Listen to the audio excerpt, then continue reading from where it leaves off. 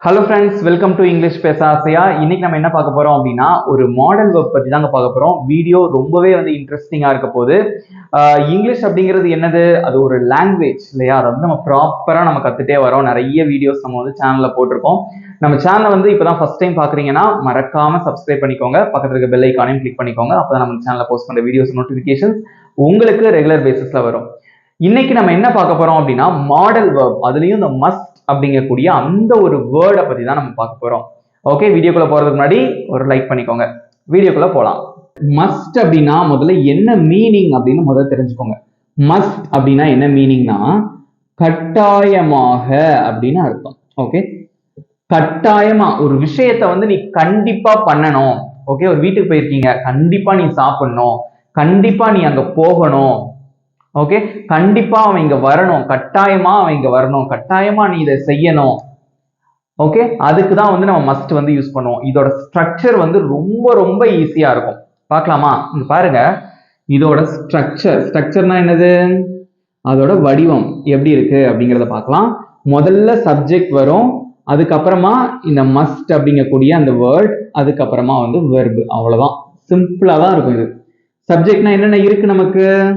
I, we, you, they, he, she, it. இது எல்லாமே நம்மளோட சப்ஜெக்ட் தான் இல்லையா? இது எந்த சப்ஜெக்ட் வந்தாலும் அதுக்கு அடுத்து மஸ்ட் போட்டுறீங்க, அவ்வளவுதான். எக்ஸாம்பிள் பார்க்கும்போது உங்களுக்கு தெளிவா புரியும்.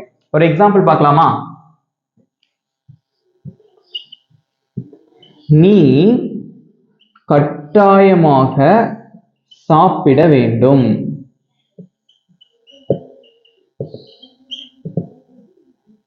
ஓகே, நீ கட்டாயமா சாப்பிடணும். அப்ப கட்டாயமாக அப்படிங்கிற அந்த வார்த்தை வந்துட்டாலே நீங்க என்னதான் யூஸ் பண்ணணும்? மஸ்ட் தான் யூஸ் பண்ணணும். ஃப்ரேம் பண்ணலாமா? இங்க பாருங்க, சப்ஜெக்ட் எது? நீ அப்படிங்கறதா சப்ஜெக்ட். அதுக்கு என்ன இங்கிலீஷ்ல? யூ. யூ போட்டாச்சு, அதுக்கு அடுத்து சப்ஜெக்ட் எழுதிட்டீங்க. அடுத்து என்ன வரணும்? மஸ்ட். ஓகே, ஏன்னா கட்டாயமாக அப்படின்னு வந்திருக்கு, அதனால மஸ்ட் போட்டாச்சு. அடுத்து என்னது வரணும்? வெர்பு. எது வெர்பு? ஒரு செயலை செய்யறதுதான் வெர்பு. என்னது? சாப்பிடுறது. அதுக்கு என்ன இங்கிலீஷ்ல? ஈட். You must eat.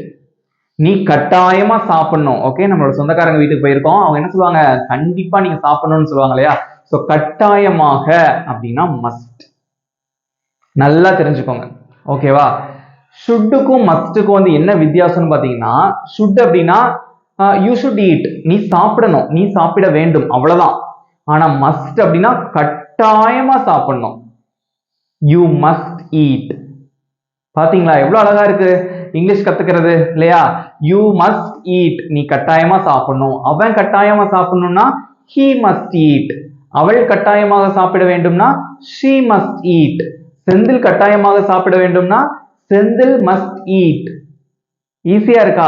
சப்ஜெக்ட மாத்திட்டே இருந்தீங்க அப்படின்னா நிறைய சென்டென்ஸ் ஃப்ரேம் பண்ணலாம். நெக்ஸ்ட் எக்ஸாம்பிள் பார்க்கலாமா? ஓகே, இங்க பாருங்க, போர்ட்ல இப்ப நம்ம ரெண்டு சென்டென்ஸ் இருக்கு. அவன் கட்டாயமா என்னுடன் வர வேண்டும், நீ கட்டாயமா படிக்க வேண்டும். சோ கட்டாயமாக அப்படிங்கிற அந்த வேர்ட் வந்துருச்சு இல்லையா? சோ கட்டாயமாக அப்படிங்கிற அந்த வேர்ட் வந்துட்டாலே என்ன மீனிங்? மஸ்ட் யூஸ் பண்ணணும் அப்படின்னு அர்த்தம். ஓகேவா? சோ இங்கிலீஷ் நீங்க பேசி பிராக்டிஸ் பண்ணிட்டே இருங்க. ஓகேவா?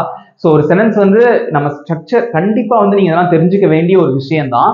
எப்போ உங்களுக்கு இங்கிலீஷ் ஈஸியா பேச முடியும் அப்படின்னா அது நீங்க வாழ்க்கையில அப்ளை பண்ணணும், நடைமுறைப்படுத்தும் போது மட்டும்தான் இங்கிலீஷ் ரொம்பவே ஈஸியா இருக்கும். இப்போ நீங்களும் என் கூட சேர்ந்து சென்டென்ஸ் ஃப்ரேம் பண்றீங்க. ஃபர்ஸ்ட் சென்டென்ஸ் எப்படி ஃப்ரேம் பண்ணலாம் பாருங்க. அவன் கட்டாயமாக என்னுடன் வர வேண்டும். முதல்ல சப்ஜெக்ட் தானே வரும். சப்ஜெக்ட்னா என்ன? அவன். அதுக்கு என்ன இங்கிலீஷ்ல? he போட்டாச்சு. அதுக்கடுத்து என்னது? கட்டாயமாக அப்படிங்கிறதுக்கு மஸ்ட் போட்டுறணும், கண்ணை மூடி போட்டுடலாம். he must போட்டாச்சு. அதுக்கப்புறம் எது வெர்பு? ஒரு செயலை செய்யறது, வர்றதுதான் வெர்பு. வர்றதுக்கு என்ன இங்கிலீஷ்ல? கம். வர வேண்டும் இருக்கு இல்லையா? கம். அடுத்து என்னுடன். உடன் அப்படின்னா வித்.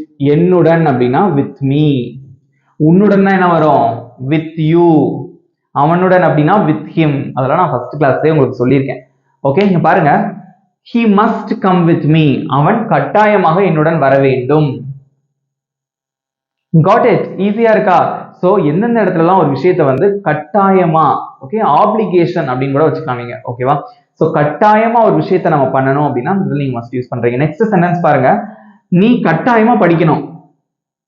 நான் படிக்க முடியாது அப்படின்னு சொன்னா வீட்டுல சொல்லுவாங்க, கண்டிப்பா நீ படிக்கணும்டா அப்படின்னு சொல்லுவாங்கல்ல. அதுக்கு என்னது கட்டாயமாக அப்படின்னா மஸ்ட் தான் யூஸ் பண்ண போறோம். பாருங்க, நீ ஃபர்ஸ்ட் சப்ஜெக்ட் யூ போட்டாச்சு. அடுத்து என்ன வரணும், கட்டாயமாக மஸ்ட் போட்டாச்சு. அடுத்து படிக்கிறதா வெர்ப் இல்லையா, என்னது அது, ஸ்டடி. யூ மஸ்ட் ஸ்டடி, நீ கட்டாயமா படிக்கணும். பாருங்க, அப்ப மஸ்ட் வந்து எந்தெந்த இடத்துல யூஸ் ஆகுது, கண்டிப்பா ஒரு செயலை வந்து செஞ்சே ஆகணும் அப்படிங்கிற இடத்துல கண்டிப்பா நீங்க மஸ்ட் வந்து யூஸ் பண்ணணும். புரிஞ்சுக்கிட்டீங்களா? ஓகே, இவ்வளவுதான் ஃப்ரெண்ட்ஸ். இதுதான் வந்து யூசேஜ் ஆஃப் மஸ்ட். இதே மாதிரி நிறைய சென்டென்ஸ் இருக்கு. நீ கட்டாயமா அங்க போகணும், யூ மஸ்ட் கோ தேர்.